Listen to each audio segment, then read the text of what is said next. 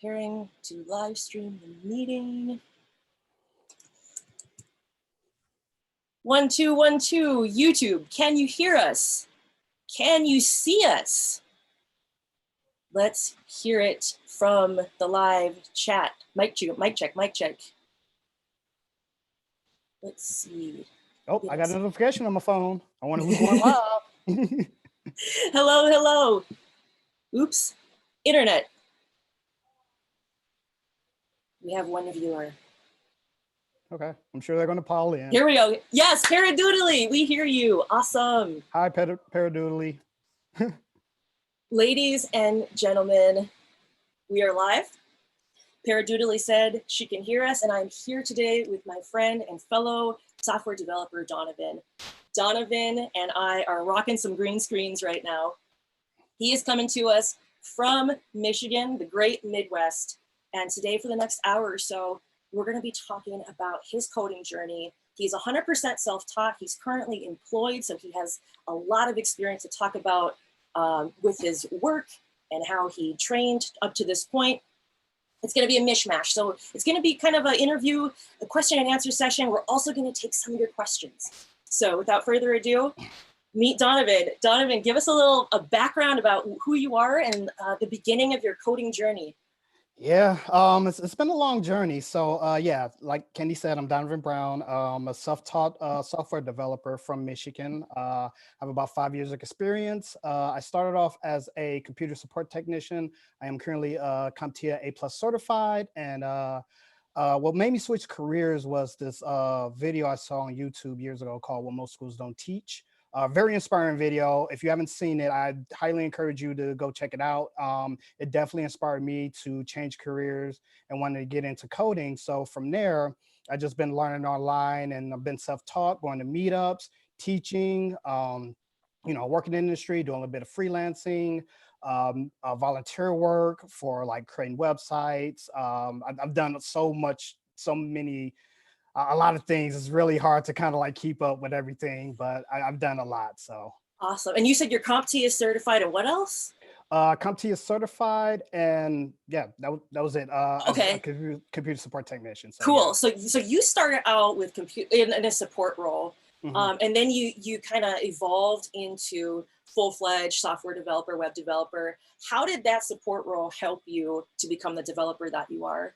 Yeah, so it was really interesting because it was more of an easier transition because you're already working with computers. You're already, at least from more of a hardware standpoint, and some software a little bit, because you configure not only the hardware but also the software. So one of the things that really helped me was like the command line. Like, so to be CompTIA A+ certified, you got to learn a little bit of the command line, not only hardware and software, but the command line really helps you to kind of prepare for the command line that you're going to be working with, and web development, software development. So that was like a piece of a leg up that I had. So when it came to like command line stuff, I kind of already had a leg up because I already worked in the Windows terminal. So that really helped me kind of like even that curve and not be so scared of the command line. Because I know a lot of the new developers are so afraid of the command line, but once you get used to it and once you kind of like dip your toes into it, it's really not all that bad. It's just getting adjusted to the commands, because commands are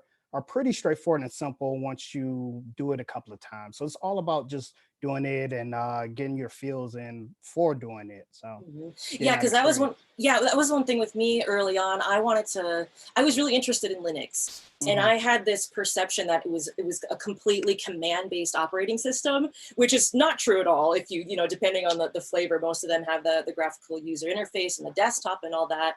Yep. And it just really kind of intimidated me. But like you said, though, once you even get into the terminal, it's just second nature, and you're just, it's muscle memory, and it's just your eyes getting used to it, Yep. So it's just like that you're interacting directly more with the computer rather than the abstraction of like a desktop icons and, the interfaces and stuff. And so to kind of piggyback off that, the first stack, now correct me if I'm wrong, but the first stack you learned was the lamp stack. Is It that was. correct? Yes, that is correct, Candy. I learned the lamp stack.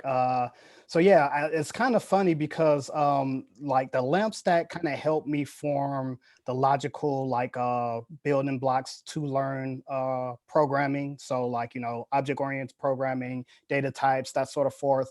PHP really helped. I know PHP get a lot of flack. A lot of people like, you know, crap on PHP for what it is, but it really helped me, you know, understand, like, for example, JavaScript.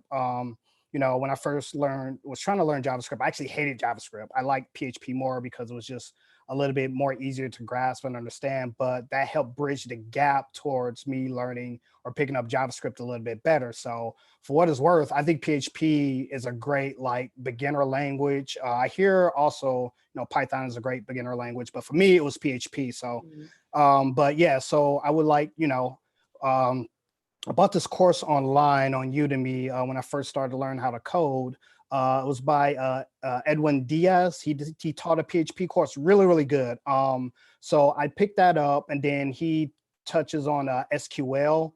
So, you know, that was another piece of the pie. And then I started looking up different things, different like stacks, and I came across the lamp stack. I'm like, oh, wow, this is really cool. So, you know, I looked up ways on how to use like what Linux flavor to go with and how to make like a, you know, Apache server with it, you know, locally so I can practice. And so one of the, excuse me, one of the great things about that was like you can work on it locally and be able to kind of like build and play around with it. And so as I was playing around with it, I just had some sorry if there's talking in the background. Oh, you're But good. okay.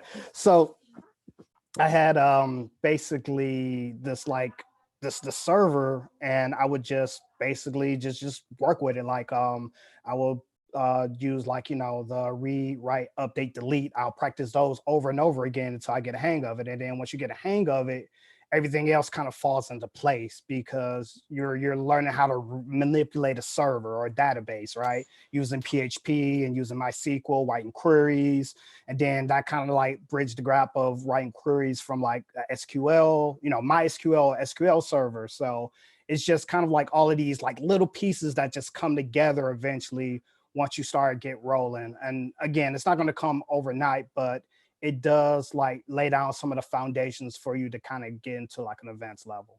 Right. So when you had a pretty good grasp of the lamp stack, did you bring the lamp stack to your developer job, or did you work with a different stack once you got into web development as a career?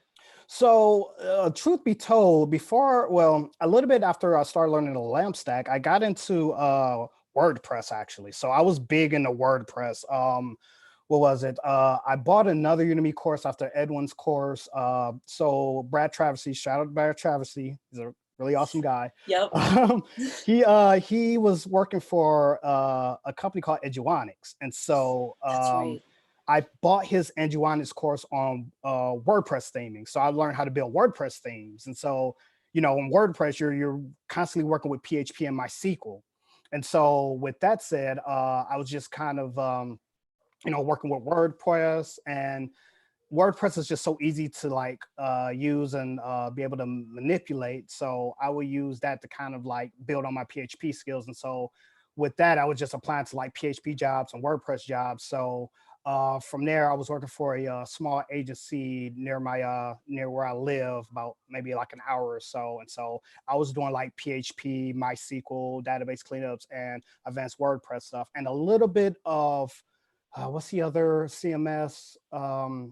Was it a Joomla or Drupal? Joomla. Joomla. Okay. Joomla. So I did a little bit of Joomla, not much, but what was awesome was there's this lady I work with that was really awesome. This other dev, she's full on Joomla but doesn't know WordPress. I'm full on WordPress and doesn't know Joomla. So we just kind of worked hand in hand in that way, where it's like she would send me like WordPress stuff or have questions, and vice versa with Joomla. So but Cool. the one thing that was really awesome was like if it was like heavy logical stuff, she'll let me do it. Be like, hey, can you work, you know, can you help me with this logical stuff with PHP? And so, you know, I'll write up a script on, you know, whatever she needs, whether it's like, you know, some type of slider or accessing the database or content, you know. So I was able to do that because of the PHP background that I had. Cool. Yeah, and some people think they get the impression that WordPress is just a bunch of button smashing or like plugin updating. Like Oh, it can be just that, but a lot of times it's not. You know, you're working directly with business logic, with the mhm, database, even front end stuff. You know, like making sliders and making the logic with that. Yeah. I mean, it's a great, like you said, it's a great entry level or introduction to web development. I I think, agree. and PHP as well. I agree. I wholeheartedly agree. Awesome. So from there, talk about your journey from that place, from doing WordPress stuff to where you are right now at your current job. Because the last time we talked a few times over the past year, and each time we talked, you were onto something else. You were doing you were just everywhere. You were learning Dart and Flutter and like different stacks. I'm like, oh my gosh, does this guy ever sleep? Like, what did they do? What are they making him do? Talk about all the stuff you've been up to Oh in man. your 9 to 5s.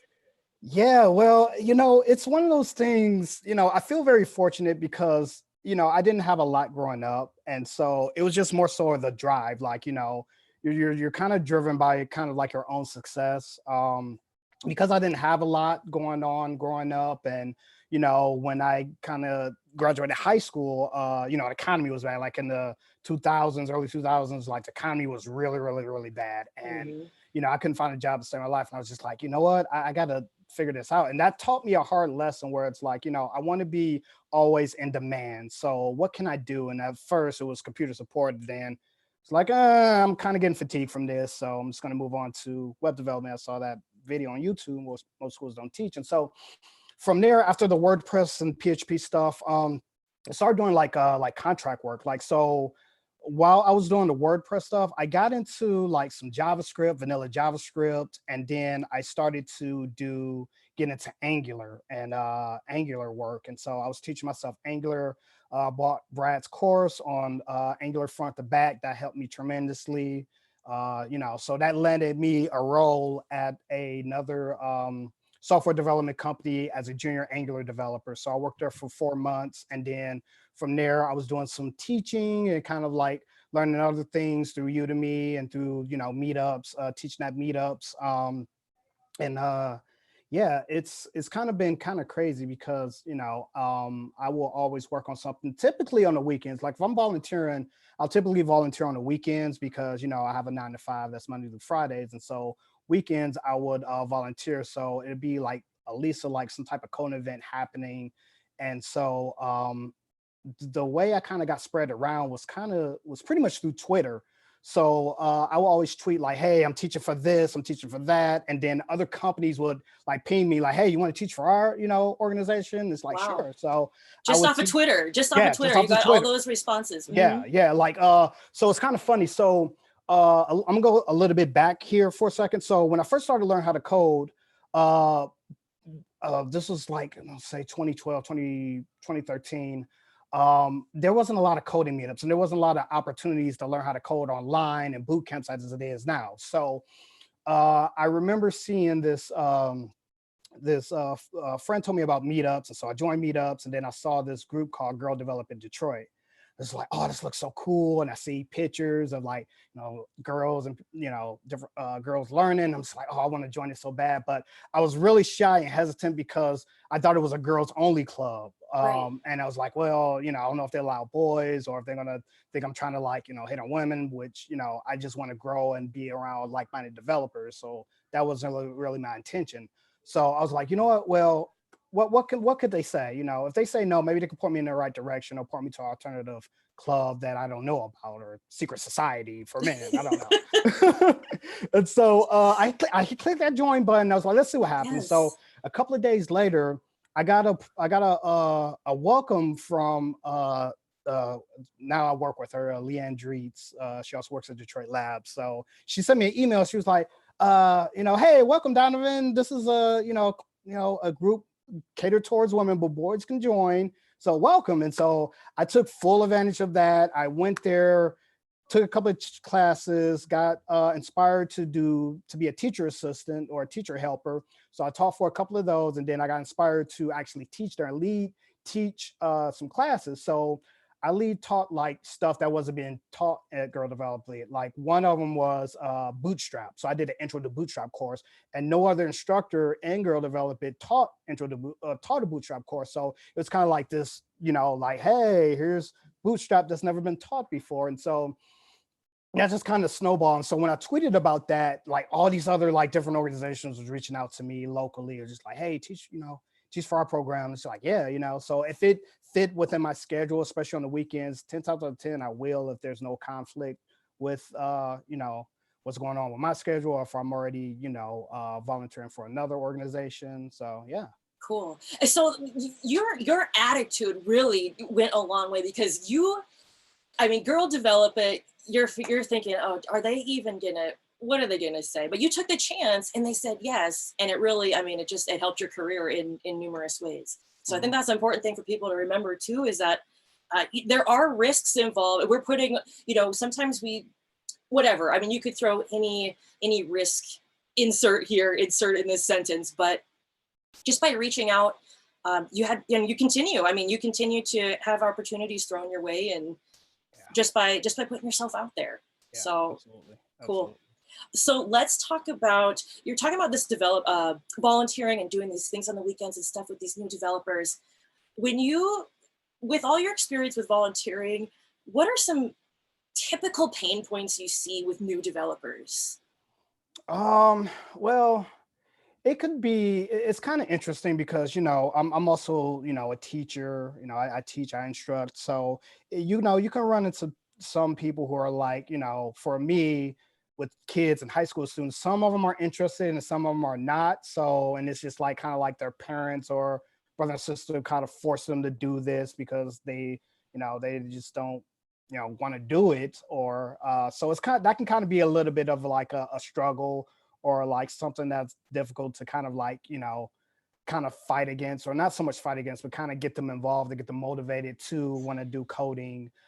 So that's one thing. And then another thing is like, you have some people who are just, struggling to like keep up with the pace, or thinking like, they're dumb, not picking it up, or just feeling down about themselves. And so Right. I've always, approach students or students that take my class and just give them a word of encouragement. It's like, hey, look, I know you're doing the best you can.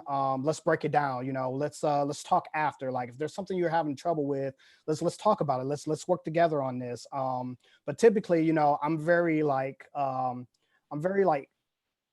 so much hands holdy, but I like to break down complicated concepts and use real world scenarios. Like if I'm explaining what a variable is, like a variable is basically like a box with data into it that you can use later. A function is kind of like a robot. You give that robot that box, he can do something with that data, so things like that, real world scenarios that's going to help kind of like I guess be able to digest and understand what's going on with computing and programming. So, and those things really help. And slides and presentations.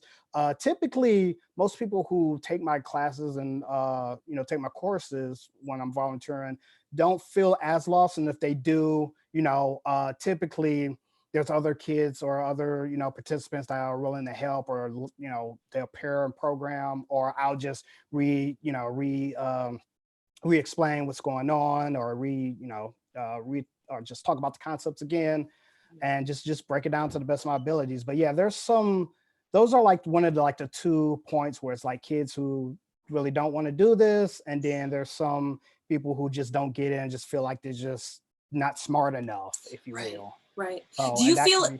Oh, go ahead. Sorry about that. No. Yeah, that was it. Do you feel like working one-on-one with the different age groups and different variety of people who may not come from a background in tech, how has that helped you doing your 9 to 5 or anything you do outside of teaching?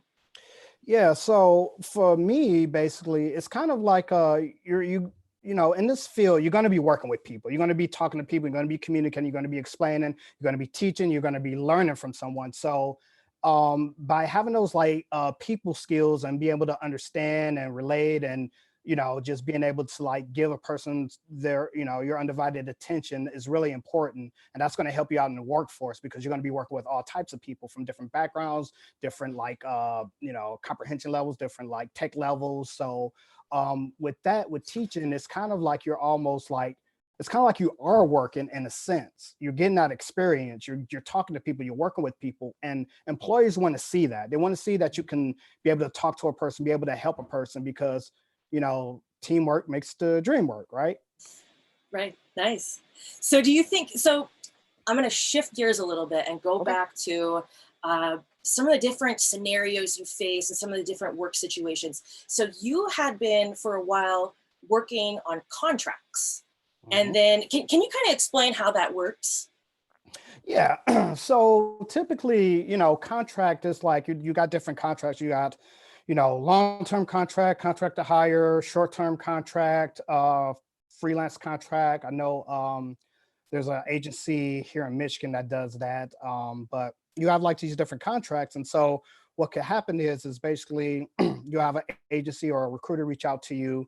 You'll go through like some type of like introduction. They'll talk about your background, what you want to do, what you want to learn, some of your strengths and weaknesses. And then they'll report back to like that particular agency or that particular company that needs developers. And so they have a conversation, and if things go well, they look at your resume and what the recruiter is speaking well to you about, and then they'll decide whether they want to bring you in or not. And so when you come in, you're typically given like maybe like a take-home assignment or assignment they email you to like finish some type of code challenge, or complete it the best way you can. Or sometimes it'll be a combination of that, and then maybe like the next week or the next day after they review it, they'll bring you in for an on-site interview where talk about your background, maybe put you in front of a computer and try to code something. um, and then from there, depending on how well you do with those, those different scenarios, and it could be a combination, it could be one or the other, or a combination of all of those scenarios. And so depending on how well you do on those is ultimately whether they're going to take a shot on you or not. So for me, it was more so most of my contracts have been short term. And yeah, so like I'll have like a contract that lasts 4 or 5 months. And then, as that contract ending, I'll typically like be on the lookout for something else, just putting on my headlines on LinkedIn, seeking opportunities. And so what happens is recruiters like stick to that like glue. They're like, oh, this developer, he's looking for opportunities. Grab this guy. So I would just get like, so, these different responses, and, people want to talk to me, and even some, some companies just direct. And so, being like strategic and how you approach this, it's going to like kind of keep you going. Right. So it's just good to kind of always just be on the lookout and just be, if your contract's ending, then, put on your headline like, hey, or talk to your manager and just say, hey, do you think my contract's going to extend, or are you guys going to hire me in? And if it's kind of like maybe kind of so-so, or they're not sure, or they just tell you no, then, that's when you put in your headlines and just, keep it pushing. So with the contract work, do they tell you right in the contract what you're going to be working on, or they just give you like general parameters and it's like a day-to-day thing? How prepared are you before you start the contract? Yeah, it's typically they'll tell you up front like what you're going, what technologies you're going to be involved in, basically. So it's before you even sign anything, they got to make sure like the you yourself as a developer is okay and comfortable that you can perform these tasks. So so they kind of give you like a a little list of what they looking for, what technologies that they're that they work with. And 10 times out of 10, and this is kind of like a little bit of a hack, when you're given those like requirements, 10 times out of 10, you don't have to meet every requirement. And some of those requirements you're not going to always be working under. Like there's been requirements where it's like, hey, we want you to work in CSS animations, and then I get to a job and I never even touch CSS animations. Or hey, we got the job for a React developer. I heard you've been, you've done some React. Okay, but it's also heavy JavaScript. It's like, all right, so, and I didn't work with that. I ended up working with like handlebars and like vanilla JavaScript and a little bit of jQuery. So some of those things can be a little bit like mistranslated. So you can't always like focus on that, because sometimes it's just some type of like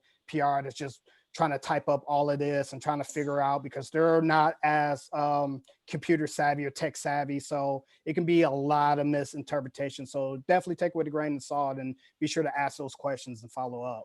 Cool. Okay. Great advice. So going back, I'm just kind of jumping all over at this point, but okay, cool. When I interviewed you for this article, I did an interview last year with you and a few other self-taught developers, just about everything, about their journey, about their coding resources and stuff. And something you told me in that interview was really interesting, because it's something that happens to so many developers, but not many people want to talk about it. And that is the fact that there are so many U-turns, wrong turns, just bad turns. Like, can you talk about some of this guy? So, I'm guilty. He admits it. I'm guilty, Candy. I'm guilty. He's guilty as charged. Tell me about some of these things. Tell me about the most common things that held you back, and what you did to make the problem worse. Yeah. Spill the tea, Donovan. Spill the tea. Spill the tea out. It's out here. Okay. So yeah, like, so as I kind of like, I guess regurgitate to beat the dead horse at this point, I didn't have a mentor. I was just I was like this one developer on this island, wanting to get into coding, didn't have nobody to turn to. I had a girl develop it, you know, at a certain point, but it was kind of like the aftermath that I was already like going down this path, thinking like, this is the right way to do it. So I basically stretched myself. I was trying to like learn, oh man, what wasn't I trying to learn then? HTML, CSS, C++, Node.js, ASP.NET, Java, everything under the sun, like everything under the sun, thinking like, this is the way to go. I'm going to learn all this stuff in like a year and be okay. Right. So nobody told me this. And I'm like, okay, I'm going to learn this and learn it. And then I go to these job interviews. And it's just like, they give me some code and I look like a deer in the headlights.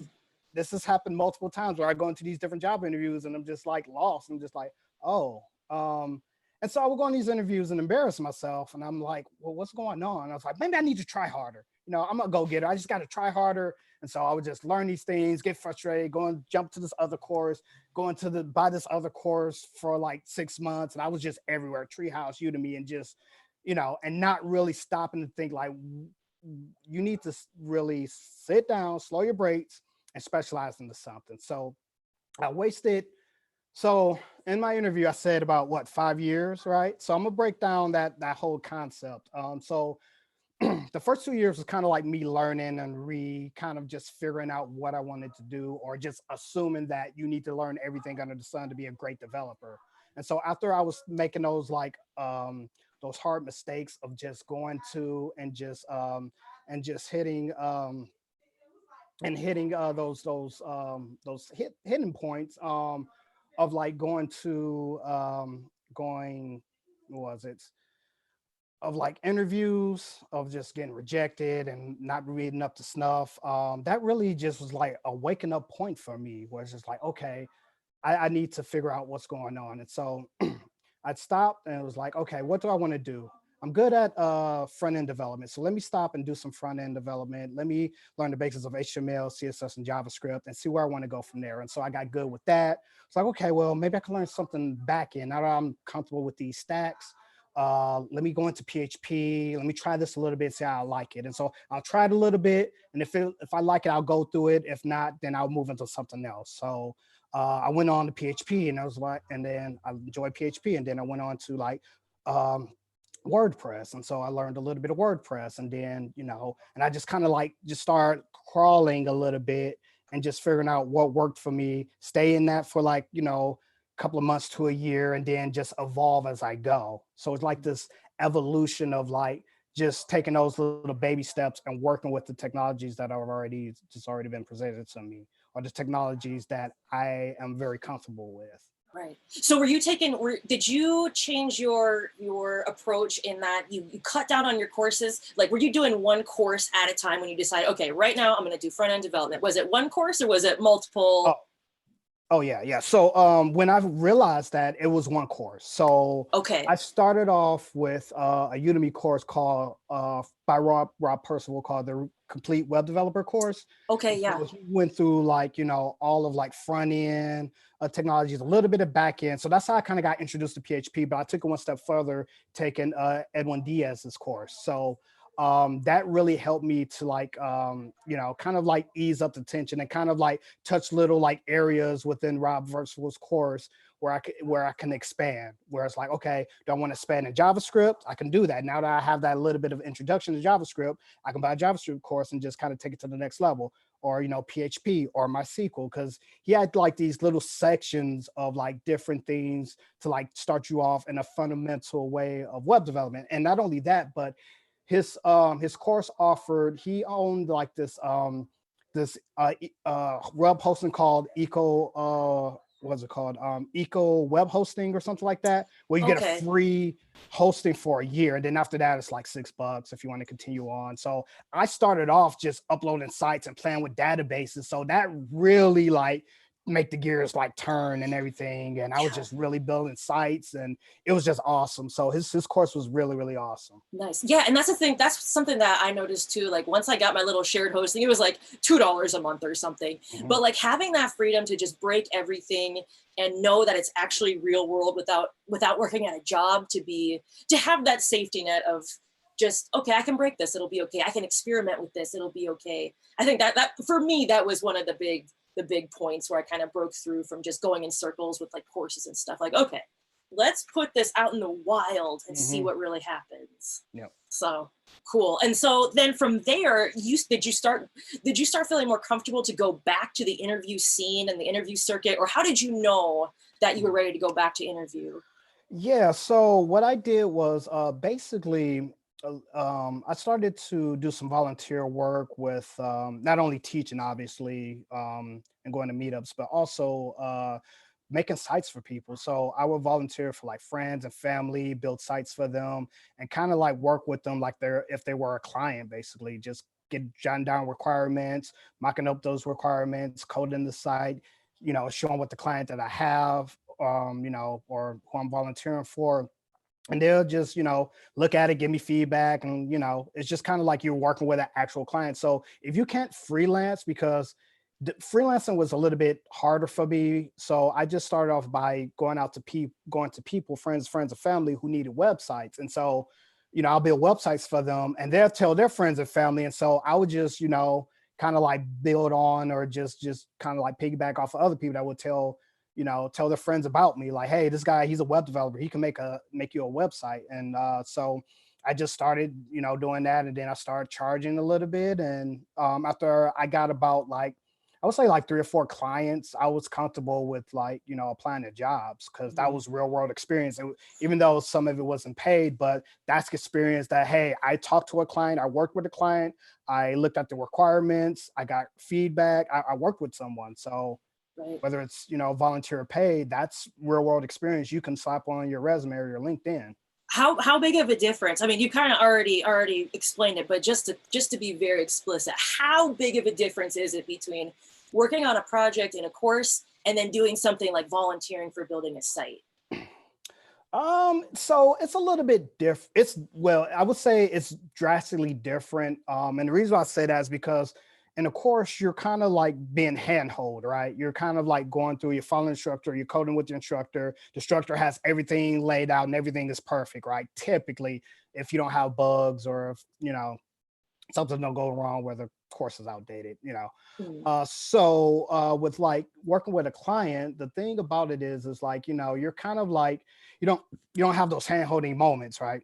Right. You don't have moments where, there's nobody to hold your hand. You're kind of like on your own, but it's really not that bad, because what's going on is you're gonna kind of grow and learn from this. It's gonna be kind of a little bit like it could be a little bit daunting and frightening, because you're just like, okay, well, I got to build a site, how I'm going to do it. And so you got to kind of remember like the things that you've learned from the course and some of the code that you've written. And not only that, you have Google. Google's going to be your Right. best friend. You're going to look up things. You're going to break things, figure out how things work. Yeah, and that's really like the grit and grit of a web developer is figuring out things and solving real world problems for clients. So you're going to get those skills and you'll be able to build on it. And the more you do it, the better you get at it. So I would say, honestly, if you can Google really well and figure out things, and find like little articles, and not only that, but maybe like change up the words around to kind of find like the most accurate solution that best fits your scenario and what you're trying to build, then you're going to go a long way. Because I can't remember all this up top of my head. I don't, I have to look up things all the time. This be some of the simplest things too. And I just have to look it up. It's just like, oh, how do I make this button click or call this on a JavaScript? And Right. sometimes I forget that. It's the human mind can only hold so much information. So exactly. There was one time I was at work and I hadn't worked with HTML for like a week and a half, and I was so deep into PHP and the back end stuff. I got back to the front end and I had no idea how HTML worked. It was like, I was like, how does that happen? But it happens so often. Like you said, your brain can only go so far, and it holds the information that it needs. And like Google exists for us to take advantage of it and to search for those things. So that's why it's there. Even the most senior of seniors, they're Googling stuff every day. So there's no shame in it. And it's just a standard thing that we all do. Yeah, absolutely. Absolutely. Cool. Okay, I have one more question for you. And I think we're going to hop on to the live chat and see if anyone has any questions for you. So ladies and gentlemen of the audience, if you have a question for Donovan, pop it into the live chat right now so we can get to it in a few minutes. So my question for you is, it took you about 5 years to get your bearings and to get into the industry from not knowing really how to organize all this tech and pick a direction. How did that act? Do you see a sunny side to that? What are some benefits, even though it's maybe not ideal in retrospect? How did that help you become a better developer? Yeah, I mean, honestly, it kind of grounds you almost, like, you're kind of so excited. And if you're like really like motivated and want to like learn everything, you're kind of like a kid at a candy store, like, ooh, I want to try that. I want to try this. I want to try this, try this, all this, stuff. And you just like, your eyes is just like spinning in the back of your head. And you're just like, all this technology, I can learn it. And you're just, you have this optimistic like personality or optimistic like viewing of like coding. And so I had to like really like take a step back and just understand that, okay, it's good that you want to learn those things, but let's start off with the basics. And so what I did for myself was just to kind of build on those key points is you really want to see what's out there for you, right? So like what's some of these companies, what technologies are they using? Are they using JavaScript? Are they using PHP? What is in demand? Like if you're in a city where you're trying to learn like Ruby on Rails and there's no Ruby on Rails like opportunities, then why are you learning Ruby on Rails? You're not going to find a job, hypothetically. So you just got to kind of like find out what works for you and what benefits you, but yet not overwhelm yourself and not buy into the hype, because there's like, with JavaScript, there's frameworks coming left and right, and it's easy to kind of get derailed and want to jump on the like latest and greatest thing. But you really got to like find some type of way to kind of like ground yourself. And those things that happened with me was like the interviews. The one thing that really was a punch in the gut was the interviews, was like the rejections and the no callbacks. That really like really woke me up to reality, so that was a great like lesson. That's one of the greatest lessons that I've learned, was like rejection. Wow.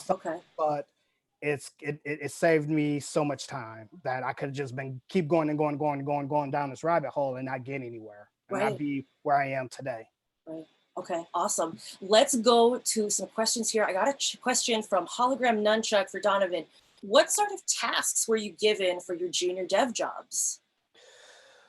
Sort of tasks, basically, it was more like kind of low maintenance tasks. I remember when I was working at the company where I was doing PHP and WordPress, it was more so like little fixes, like, okay, install this theme, integrate this database, clean this database, make this custom theme, or insert this particular content here, but you can't do it through the WordPress admin panel. So we need some custom PHP here. So you just write little bitty scripts here and there. It wasn't like, I haven't done any like full like sites. I've done some migrations, but nothing like really big and like huge, even though I've done some of that kind of like on my downtime. But it was just more so just little like fixes and bug fixes, and it was very easy to to manage and digest. Okay, cool. We have something from Abdul Majid wants to know, what do you do when you want to do something that's beyond your knowledge? Let's say cloud computing and serverless Kubernetes. Mm-hmm. Well, that's a really good question. It's one of those things where you kind of you just got to like take a stab at it, honestly. Like don't be afraid to fail forward. I failed, I got 100 no's, and all I needed is a one yes. So I failed 100 times, right? Right. So you got to just basically be be more, what's the word I'm looking for? I'm mindful of your searches. There's a ton of articles out there. There's people you can turn to. There's online communities you can turn to kind of get the information that you need to kind of get started on it. There's tech professionals out there, I'm sure, that will help you, like on LinkedIn and on Twitter, that you can turn to and pick their brain. So I would go out there, ask questions, see what routes said tech professional took in their journey, and just kind of figure out what works for you in that case. Okay, yeah, and you had briefly touched upon about mentors and meetups. Mentors are so great to have. I recommend them too. Can you just talk just briefly about how that guidance, well, you kind of already did, but can you say it again, how important having a mentor and or going to meetups is? Oh, I cannot stress this enough. If I could do this again, I would definitely seek out a mentor. Like I mean, I'm a mentor. I have a couple of mentees under my belt, and then I have a mentor at Detroit Labs, which I'm learning Android development, and she's awesome. So for me, it was more so just being able under a mentor. It kind of keeps you in check, right? So you're in check with like what you're doing, and it keeps you in track of things. You have a person you can talk to if you have trouble, if you can't figure out stuff. So having a mentor just kind of moves out the fluff or like the cloud, of like being like in this delusion of where do I go, or how do I figure out this problem, or what sort of strategies can I take. So get out there, try to get a mentor. Like my DMs is always open, like on Twitter and LinkedIn, and people come to me and ask me questions, and if I don't have the answer, I do the best to like find an answer on Google and just try to, based on my experiences, give the best feedback that I know to give. So Okay, excellent, thank you. Sammy Turner wants to know, Donovan, what's the best way to learn the back end for someone who is comfortable with the front end? Break it down for us, please.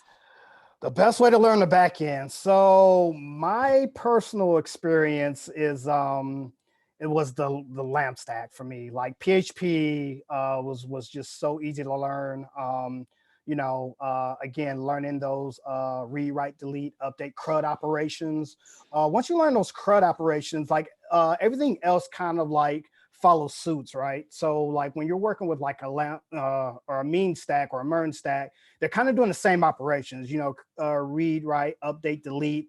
They're doing those same functions. So once you learn that from one stack, you can kind of almost translate it to another stack. But the only thing is it may be written differently a little bit. Like I know mean is more JavaScript, more key value pairs, more JSON-ish type approach. So but yeah, like I think for me, the easiest thing was the lamp stack. That opened doors to a lot of different backends. Heck, even working with like a Firebase, Google Firebase, Yeah, and the lamp stack is just, because it's not in this crazy JavaScript ecosystem, it just feels a little more sane and just more manageable. That was my experience with it too. The lamp stack it's awesome. And plus you get the Linux in there, which applies to all web developers at some point or another. and Apache, all that stuff. All that stuff is Yes. going to apply at one point or another. Absolutely. Awesome. Okay, we got another question for Donovan. Fabrice Innocent says, hey, Donovan, how critical is having understanding of algorithms in relation to actually working in the industry? I just finished the JavaScript algorithm section on Free Code Camp, and it was tough. Okay. Yeah, that's a very good question. Black sheep here, I dropped out of Free Code Camp. I took Free Code Camp and I wasn't able to complete it. And this is no like direct shade at Free Code Camp. I think it's a great resource. It's just, it wasn't for me and my, my learning, for me for like learning. So I just moved on to something else. I think it's important to a certain T. I don't think it's as critical as a lot of people make it out to be. There's some algorithm stuff I do work on, but it's not as heavy, or some of the algorithm stuff is very like, it's very like low to mid type algorithm stuff. But if you know the algorithms well, that'll definitely help you. But I wouldn't stress about doing it. I would stress more of getting an understanding of like writing code and, like data types, functions, and how those all kind of come together and work with each other. Because once you write it and see how it works, then everything else would kind of like follow suit. You'll like more naturally understand algorithms as you write code, if that makes sense. Absolutely. Okay, changing gears, Sean Connolly wants to know, how did you deal with self-doubt when learning completely alone? Oh man. So I'm a very, very tenacious person. Like I don't give up easily. So I'll just set the record there. But it has been times where, especially when I got those rejections, where it's like, I don't think this is for me. I don't think I'm smart enough to learn code. Even though I went to, get my certification, as a computer support technician, I don't think coding is for me. Maybe I should just stick to help desk. And so, you get those doubts, and it can be tough, but there's always like, you kind of got to look at it like your struggles are going to make or break you, right? So you kind of got to look at your struggles where it's like, okay, where can I improve in? What's wrong with what I'm doing?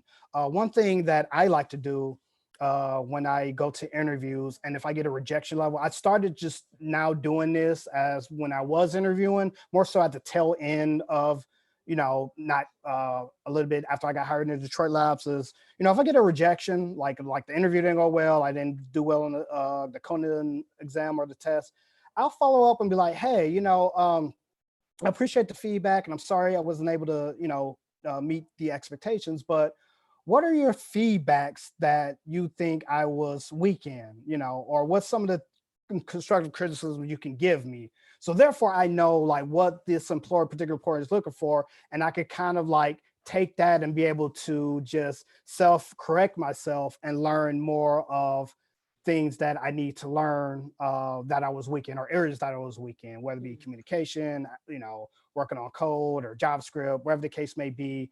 Always seek feedback, especially with like interviews. Ask, follow up with an email, thanking the employer or thanking whoever you're interviewing for, and just say like, hey, what's some feedback you guys could give me? I really want to grow. Yeah, because sometimes a lot of times, they're gonna be able to see you more objectively than you can assess yourself, because we have these fears that other people never see, and we have these doubts that other people never see, but they're seeing other things that maybe we could improve upon that we never see.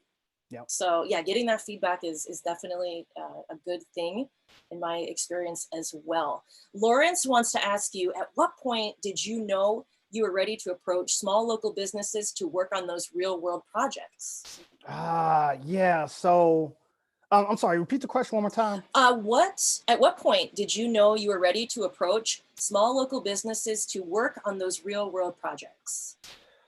It was more so after I've actually volunteered and built a couple of sites for myself. Because again, you're getting that experience of like building a site on your own and not following an instructor, and actually, making mistakes and Googling things. And once you get comfortable with that, you can really like, you'll be ready to apply for a job, honestly. Like once you're sitting there writing code, figure things out, working with code and looking up things and troubleshooting, that's really all you need. And that's all you're pretty much going to be doing, and working with people. So once you're comfortable with that, I say go and apply. Okay. And just you kind of answered this, but HMZ wants to know, when do you know you're ready to apply for the job as a self-taught dev? Well, yeah, it's kind of piggyback the previous answer, previous question. Yeah, just when you have something like live and up, and even if you can't like find somebody to do a website for, like redesign the site, like take a site that you go to in the visit, whether it be YouTube, whether it be Facebook, whatever the case may be, some of your favorite sites, and rebuild that site. You can do the front end. You don't have to like rebuild all of Facebook, obviously, but just do some like basic stuff, some like maybe like a querying, a database, or maybe like even a redesign, a restructure of the site on how you would do it. If you were getting hired into Facebook and they want like a rehaul of like, login page, the feed and whatever the case may be, that's saying something because I'm referencing Facebook and I'm not on Facebook, but Right. so. Okay, cool. Hassan wants to know, how do you find a mentor? Well, I would say go to meetups. That's probably the best way to find a mentor. Go to like, I know there's like some online communities, some Slack channels you can go to. I don't, I'm not really on, I know there's some Discord servers. I'm not really on Discord. I'm not really a Discord guy, but there's like all sorts of coding meetups and things like that you can go to find a mentor. And then just talk to people, just introduce yourself and let them know like, hey, I'm a new developer. I'm looking for someone that, I can share some ideas with, maybe have some feedback from, or just pick somebody's brain. Do you know anybody, So, and maybe said person can point you in that direction, or maybe said person can be your future mentor. So don't be afraid to go out there and ask and just talk to people. Yeah, and I think I'd add too, like, don't give up just after asking one time. Because I know it can just feel so dejecting. Yes. Like I sent the tweet and no one responded. Well, I guess I'm not going to have a mentor. Like, you got to keep going with it. You got to keep asking. You got to keep pushing. Use different platforms. You've had great luck with Twitter. Some people might not have good luck. They can go to, there's so many other places. Absolutely. So absolutely. just keep going and diversify your efforts there. And that's what I do love about this industry. One of the things is that there are so many people who want to help newbies. It's just that sometimes connecting can be a little bit of a trouble. But I've met so many people who are really just giving with their knowledge, and want to see the newer set succeed. Yeah, so. Absolutely. Cool. Well, we are winding down the interview. So I wanted to ask if you had any just general advice for 100%, or even people coming from boot camps or college, general advice when learning how to code and then taking that step into the industry. Yeah. So for me, one of the things that I did was I made a lot of sacrifices.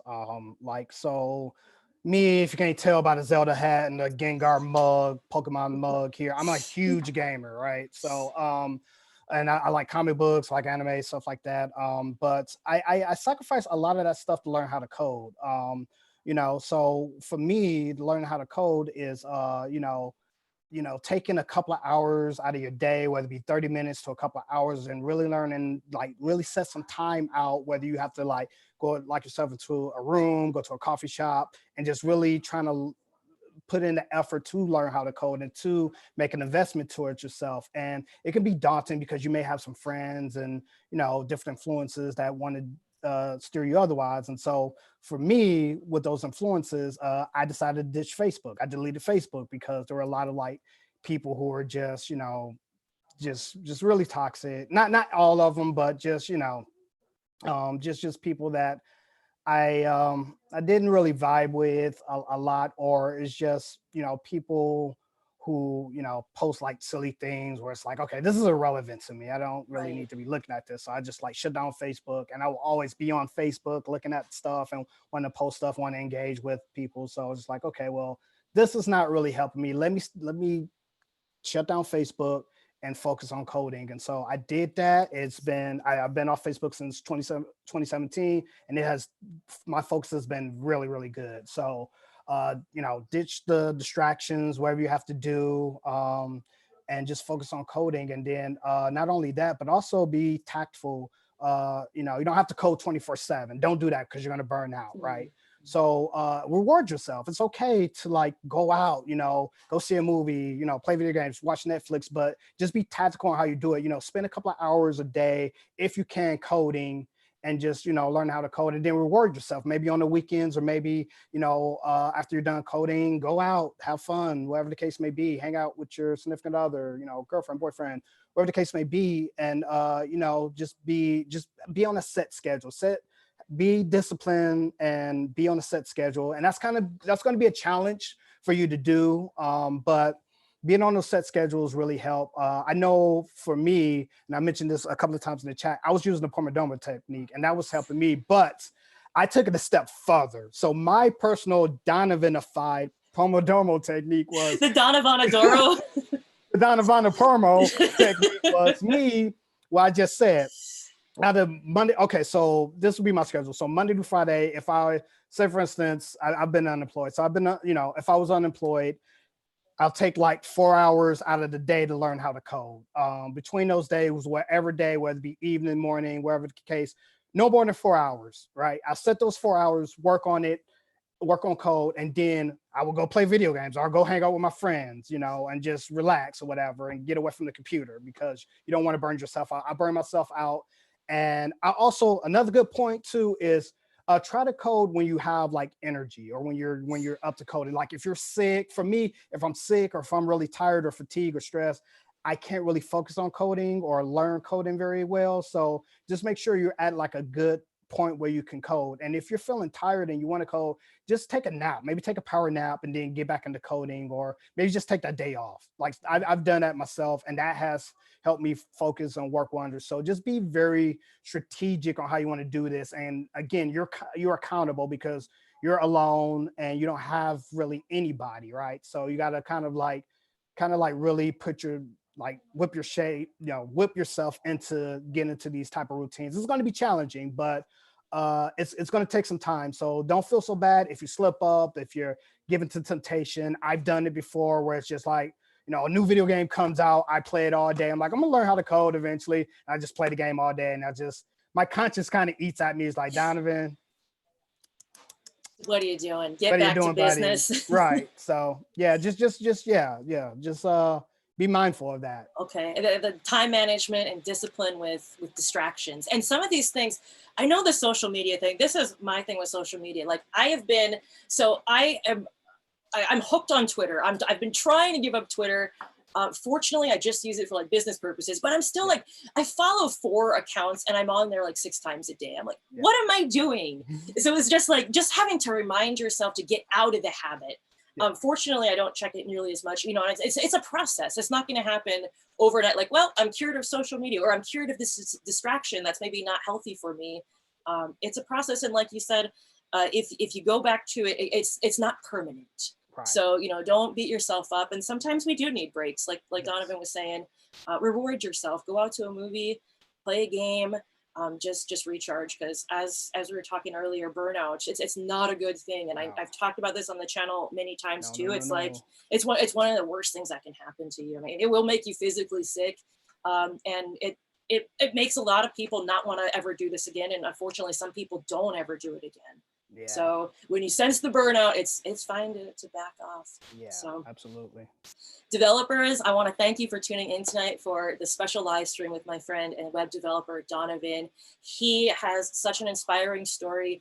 It's a tell-all tonight on the channel. We talked about his history with coming into web development, how he started, his different stacks, some time management techniques, what he does for volunteering, freelancing stuff, doing stuff for free to build his portfolio and get that experience. We talked about a lot of stuff. So Donovan, I want to thank you for coming on the channel once again. This is like the 5th time between the blog and the YouTube you've been on. I hope you'd like to come on again, because I'd love to have you on for absolutely. a 6th time. I'm very humble and I'm very appreciative for you having me in this channel and to have known you and you be a part of my my growth as a developer. So thank you, Candy. Appreciate that. If any final words, if anyone wants to connect with you, what's a good way to do that? Yeah, so I'm on Twitter, Brown C Donovan, at Brown C Donovan. I'm on Instagram, It's kind of weird because I don't have Brown C. Donovan. Well, Brown C. Donovan handle was taken on Instagram. So it's Brown_C_Donovan on Twitter. And then I'm also on LinkedIn as well. So search Donovan Brown on LinkedIn. It's me in a suit with my dreadlocks smiling. So just look, dreadlocks smiling, this face, you'll find me. Can't miss them. Okay, yeah. Can't miss reference the YouTube video if you guys don't know which Donovan it is. Yeah. Okay, well, I'm on Zoom, so it's going to be an awkward goodbye. I'm saying goodbye to the audience and Donovan as well. So, yes. Donovan, it was nice seeing you. Bye. Good luck. All right.